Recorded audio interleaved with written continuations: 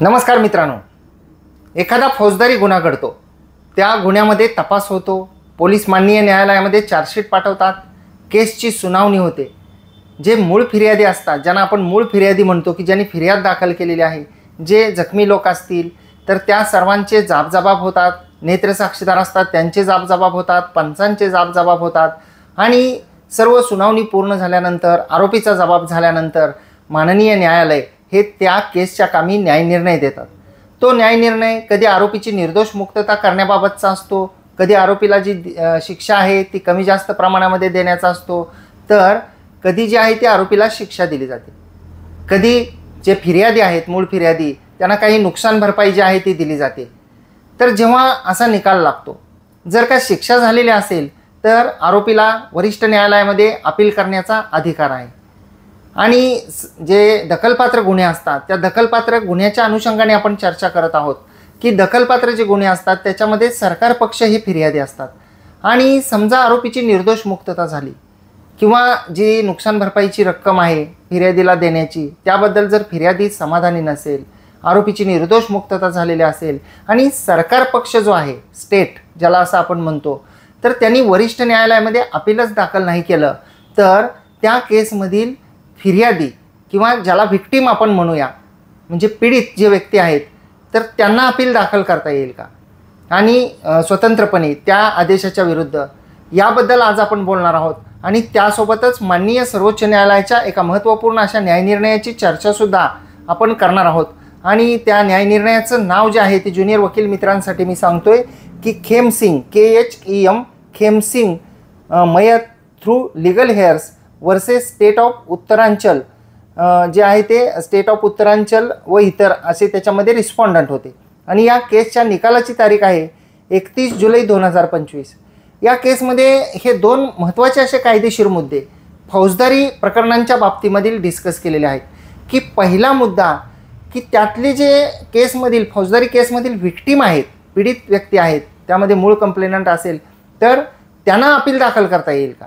मग ते अपील निर्दोष झाल्याच्या आदेशाच्या विरुद्ध असो, त्यांना काही नुकसान भरपाई दिली नाही म्हणून असो, दिलेली नुकसान भरपाई कमी आहे म्हणून असो, किंवा शिक्षा दिली आहे परंतु त्या मूळ फिर्यादीला असं वाटतं की माननीय कोर्टाने त्या कलमामध्ये जेवढी शिक्षा होती तेवढी पूर्ण शिक्षा दिलेली नाही, कमी जास्त प्रमाणामध्ये दिली आहे, तर त्यावर नाराज होऊन मूळ फिर्यादी जे आहेत ते सुद्धा अपील दाखल करू शकतील का, याबद्दलचे हा एक मुद्दा आहे। आणि दुसरा मुद्दा असा आहे की मूळ फिर्यादीनं अपील दाखल केलं वरिष्ठ कोर्टामध्ये आणि त्या दरम्यान जर त्या ॲपेलंटचं, म्हणजे त्या ज्यांनी अपील केलं मूळ फिर्यादीनं, त्यांचं जर निधन झालं तर त्यांच्या वतीने त्यांचे कायदेशीर वारस जे आहेत ते हे अपील पुढं चालवू शकतील का।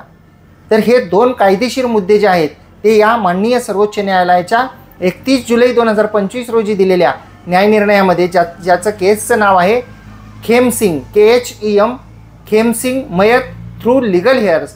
आपण पाहावं, याच्यामध्ये महत्त्वाची गोष्ट अशी आहे की पार्टी कोण आहेत, तर खेमसिंग हे मयत झालेले होते, तर त्यांचे कायदेशीर वारस जे आहेत तर त्यांनासुद्धा या केसमध्ये समाविष्ट करण्यात आलेलं आहे। फौजदारी केसमध्ये खेमसिंग यांनी केलेल्या फौजदारी केसमध्ये त्यांच्या वारसांना मेहरबान कोर्टाने समाविष्ट करून घेतलेला आहे। आणि विरुद्ध उत्तरांचल, स्टेट ऑफ उत्तरांचल जे आहे व इतर असे या केसमधील रिस्पॉन्डंट आहेत। आपण या केसच्या अनुषंगाने माननीय सर्वोच्च न्यायालयाने काय म्हटलेलं आहे हे आपण पाहूया।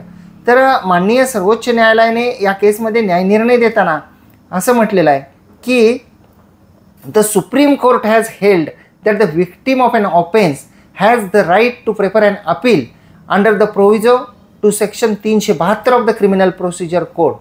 म्हणजे फौजदारी केसमधील जे पीडित व्यक्ती आहेत, व्हिक्टीम आहेत, जसे की मूळ फिर्यादी असतील, जखमी असतील, तर त्यांना जुने जी फौजदारी प्रक्रिया संहिता होतात 372 त्याच्या खाली त्यांना अपील दाखल करता येईल स्वतंत्र, म्हणजे सरकारची वाट न पाहता, सरकार अपील करेल नाही करेल याची वाट न पाहता त्या व्हिक्टीमला, पीडितांना अपील दाखल करता येईल irrespective of whether he is a complainant or not.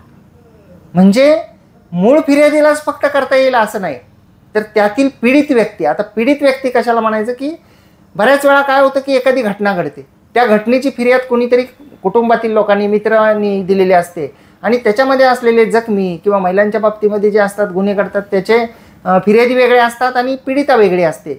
तर ह्याच्यामध्ये हा जो शब्द आहे तो खूप महत्त्वाचा आहे। ह्याच्यामध्ये म्हटलेलं आहे की irrespective of whether he is a complainant or not, तो फिर्यादी असो किंवा नसो, तो व्हिक्टीम असला, पीडित असला की तो अपील दाखल करू शकेल.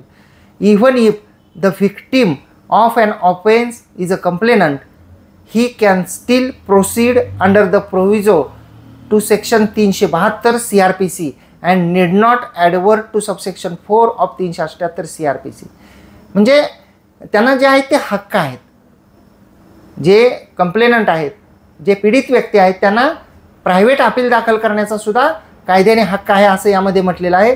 आणि पुढं त्या न्यायनिर्णयामध्ये जे आहे ते आपण जर पाहिलं तर त्याच्यातला महत्त्वाचा जो रेशिओ आहे, महत्त्वाचे जे मुद्दे आहेत ते आहेत की if that is so then the right to victim, म्हणजे जर का आरोपीला अपील करण्याचा अधिकार आहे तर माननीय सर्वोच्च न्यायालयाने असं म्हटलेलं आहे की if it is so then the right of a victim of an offense to prefer an appeal cannot be equated with the right of the state or the complainant to prefer an appeal unless the victim is also the complainant. Hence, the statutory rigors for filing an appeal by the state or by a complainant against an order of acquittal cannot be read into proviso to section 372 so as to restrict the right of a victim to file an appeal on the grounds mentioned therein when none exists. म्हणजे एखाद्या मूळ फिर्यादीनं केलं नाही, एक सरकारने केलं नाही appeal, तरीसुद्धा त्यातली जी पीडित व्यक्ती आहे त्यांनासुद्धा जे आहे ते राईट आहे असं म्हटलेलं आहे अपील दाखल करण्याचा, त्या आदेशाच्या विरुद्ध जर त्यांना तो आदेश मान्य नसेल तर. आपण परत एकदा वाचू. Hence, a statutory rigorous for filing an appeal by the state or by a complainant against an order of acquittal cannot be read into proviso section 372 CRPC so as to restrict the right of a victim to file an appeal on the grounds mentioned therein when none exist, the bench added. आणि पुढे जे आहे त्याच्यामध्ये आणखी एक महत्त्वाचा मुद्दा आहे. If we bear in mind the object which was amendment has been made by the parliament, we find that the victim has every right to prefer an appeal as against the conviction. जे त्यातले पीडित आहेत त्यांना appeal करण्याचा अधिकार आहे. कोणकोणत्या वेळी ते अपील करू शकतात? Every right to prefer an appeal as against a conviction for a lesser offence or for imposing inadequate compensation or even in case of a acquittal of accused as stated in proviso to section 372 of the CRPC. म्हणजे समजा कमी नुकसान भरपाई दिलेली आहे किंवा conviction of a lesser offence, म्हणजे अनेक कलम आहेत, उदाहरणार्थ 326, 323, 324, 504, 506 जुन्या IPC मधील असेल आणि 326 प्रूव्ह झालं नाही म्हणून माननीय कोर्टाने 323 कलमाखाली दिली, जे कमी शिक्षेचं कलम आहे. तर त्या परिस्थितीमध्ये जर का जे व्हिक्टीम आहेत, पीडित आहेत, ते जर त्यांना जर हा न्याय निर्णय मान्य नसेल तर ते वरिष्ठ कोर्टामध्ये अपील दाखल करू शकतात. तसंच निर्दोष सोडलं त्याच्याविरुद्ध सुद्धा अपील दाखल करू शकतात. आता हा मुद्दा झाला आपला पहिला विषय आपण क्लिअर केला. माननीय सर्वोच्च न्यायालयाने याच्यामध्ये कोण अपील दाखल करू शकतं आणि कोणकोणत्या गोष्टीबाबत अपील दाखल करू शकतं हे आपण पाहिलं. आता दुसरा जो मुद्दा आहे की एखाद्या फौजदारी केसमधील मूळ फिर्यादी किंवा जे पीडित व्यक्ती आहेत, आत्ता जे मी वर सांगितलं की त्यांनी अपील दाखल केलं एखाद्या न्याय निर्णयाच्या विरुद्ध, खालील जे प्रथम कोर्ट द्वितीय कोर्ट असेल त्यांचा आदेश मान्य नाही म्हणून, परंतु तर अपील चालू असताना आपण ते वाचूया आधी, मग त्याचा आपण अर्थ समजून घेऊया. If during the pendency of an appeal the original appellant dies, म्हणजे अशा प्रकारचा हा जो मूळ फिर्यादी असेल, पीडित असेल, ज्याने अपील दाखल केलं आहे, त्या अपील चालू असताना जर ती व्यक्ती मयत झाली, can it be said that his legal heirs cannot be substituted so as to prosecute the appeal further, म्हणजे त्यांच्या वारसांना समाविष्ट करायचं नाही का, असं माननीय सर्वोच्च न्यायालयाने म्हटलेलं आहे. Any curtailing of the legal right to prosecute an appeal on the death of original appellant by his legal heir would make the proviso to section 372 CRPC wholly redundant and in fact may result in situation which is contrary to entire object with which the parliament had inserted the proviso to section 372 CRPC. ह्याच्यामध्ये पुढं जाऊन म्हणजे वारसांना करायचं का नाही याच्याबद्दलचं माननीय सर्वोच्च न्यायालयाने डिस्कशन करताना पुढं असं म्हटलेलं आहे की court pointed out the parliament has been conscious to expand the definition of the word victim to not only include the victim himself who has suffered the loss or injury but also includes his legal heirs. म्हणजे कायदे मंडळ जे आहे त्यांचा victim हा शब्द बनवण्याचा काय हेतू होता याचं स्पष्टीकरण देताना माननीय सर्वोच्च न्यायालयाने असं म्हटलंय की व्हिक्टीम म्हणजे फक्त जो पीडित आहे तो एकटा नाही तर who had suffered the loss or injury but also to include his legal heirs. त्यांचे वारससुद्धा त्या पीडितेच्या व्याख्येमध्ये येतात असं माननीय सर्वोच्च न्यायालयानं म्हटलंय.